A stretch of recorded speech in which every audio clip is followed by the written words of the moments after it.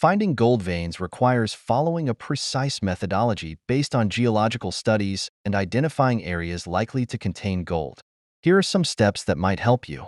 Study geological rocks. Gold is often found in areas with ancient sedimentary or volcanic rocks. Look for rocks such as quartz, where gold veins might be present. Explore mineral-rich areas. Check regions historically known for gold, such as mountainous rivers or areas with salty and volcanic rocks. Use metal detectors. Specialized equipment can detect gold and other metals underground. These devices can help identify the presence of small gold veins. Analyze geological samples. You can collect rock samples from potential areas and send them to specialized labs to analyze the gold content. River sediments. Many gold veins erode and deposit in rivers as small flakes, alluvial gold. Exploring riverbanks could help find small amounts of gold. Collaborate with geology experts. If you're new to this field, it might be helpful to consult a geologist with experience in gold discovery to guide you to the right locations.